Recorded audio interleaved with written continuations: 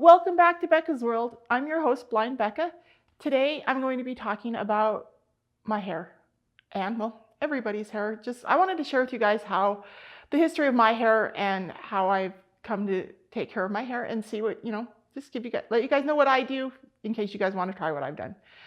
So my hair was pretty normal when I was a kid. And then after everything happened when I was 12 years old, like from the time I woke up from my coma, my hair was it was like I had this thing on my head that was in complete opposition to me. And my mom for years fought with it.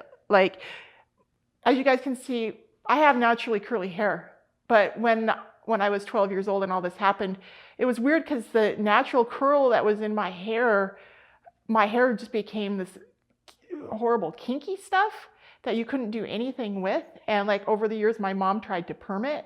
And when she would perm it, it would burn my hair, and my hair would wind up worse, and my hair would break. And I remember, especially when I first woke up, I had bald patches on my head from where they had shaved my head, and the hair was regrowing back. And it was just hideous. And as a 12-year-old girl, I was about to enter puberty. And during those first few years, it was really, I just felt like a huge, something was really ugly. I felt like I was really ugly to look at. And my hair was the worst part because my hair was pretty calm today, but my hair, because of the natural curl, used to be really poofy. And so for years, my hair was just really poofy, and it was dry, and it was unmanageable as it was starting to grow back, in my teenage years. And so when I became an adult and I finally got away from my parents and stuff, and I was locked down under the guardianship, during those first few years, I realized that now that I finally was away from my parents, I realized maybe I could start doing some stuff to help my body recover from everything that had happened to me. And at the time, like I said, my hair was really messed up and it was really sick and would not cooperate or act normally. So when I was in my early 20s, I actually just shaved my head completely bald.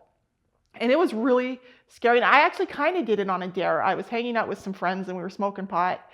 And one of them was shaving her sideburns with her electric razor. And I don't know, somebody said, hey, somebody should shave their heads. And there was kind of a dare. And I took the dare. But, I remember thinking, do I really want to do this? Because I was a woman, right? And I really hoped that someday I would be able to look good again.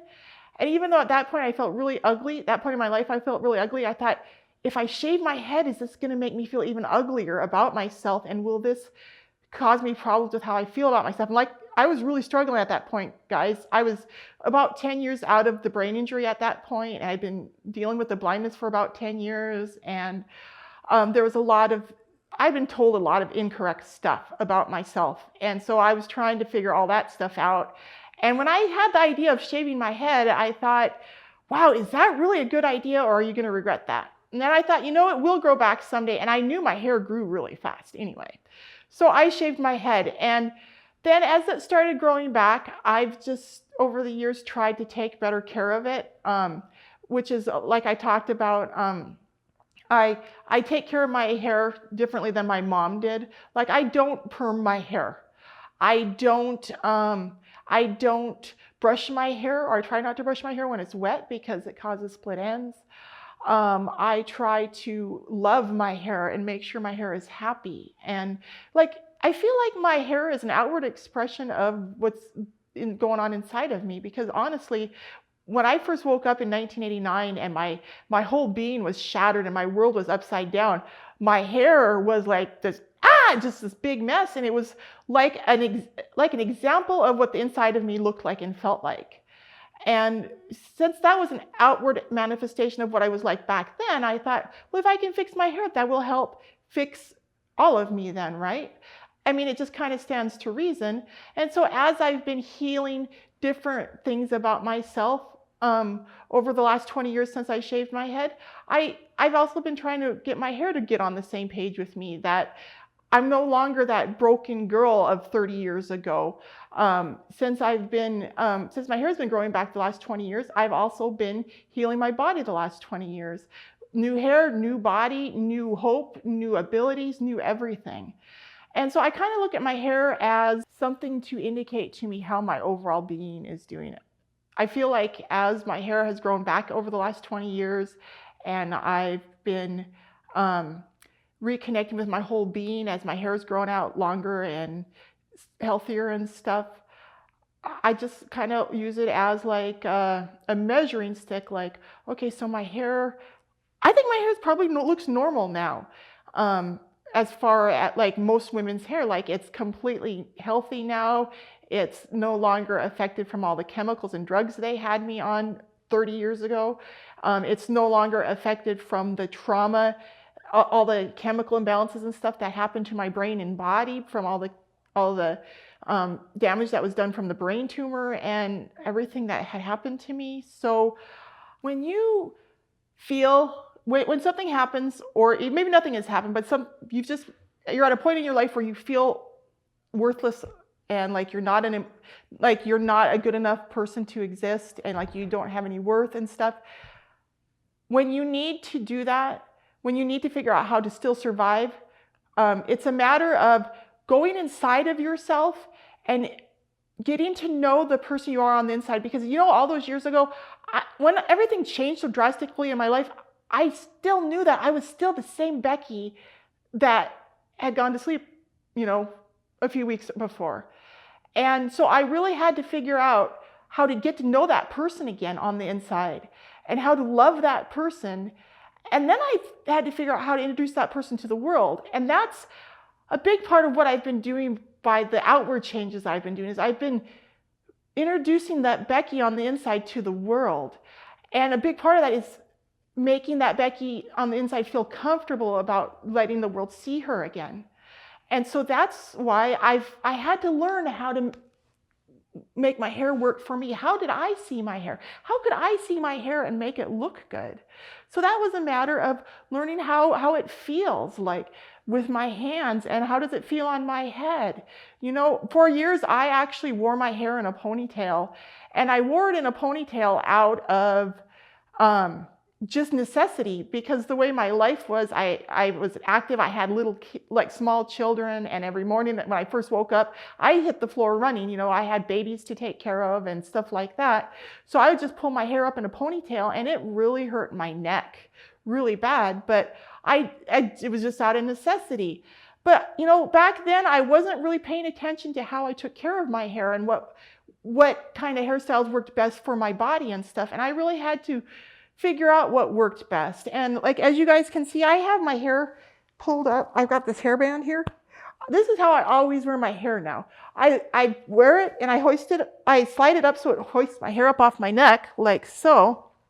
So this keeps me from getting hot. And because it's not up in a ponytail that's like pulling my head different directions, it's not hurting my neck. I've been in 4 car accidents and I have arthritis in my neck. So ponytails did not work for me, but I was forced to wear them like that for years, just out of necessity. But I really like the hairstyle that I've found for myself now, because my hair just hangs loose all the way around. So it's pretty well balanced, and the hairbands work well for preventing me from sweating because it doesn't lay against my neck. And my hair just hangs loose pretty much. And I find that, throughout the day, I usually run a hairbrush through my hair 2 or 3 times when it starts to lay flat, because it does. And then it, brings the body back into my hair. But I don't normally, to be on camera, they're putting a lot of stuff in my hair, but on a daily basis, I literally just shampoo my hair and towel dry it and then, brush it when it's done, you guys. And that's how my hair does best. And what I go for is I try to do things to my hair that's the least invasive and the least dramatic. That's why I simply just shampoo it and towel dry it and brush it and try to be kind to it. But if you are struggling with your hair and thinking that your hair is not good enough, think about loving yourself first, because honestly, I feel like that's how I did it. Like I said, when I left home, everything was wrong with me. Nothing was okay with me. I had been blind for 10 years at that point, and my hair was horrible, my complexion was horrible, everything was awful, you guys. And I had to figure out how to make some serious changes. But I didn't want to have surgeries and do invasive stuff like that, like a lot of people do. I wanted to figure out how to take care of it on my own naturally. I felt that it would be more long-term and more meaningful, and it would be a lot easier on my body. And that's what I've done. I've just done natural stuff with my hair. I found natural sources of protein, because protein is really good for your hair. It'll make your hair healthier. So if you're struggling with that, try, taking in more protein. And just think about what's good for your hair.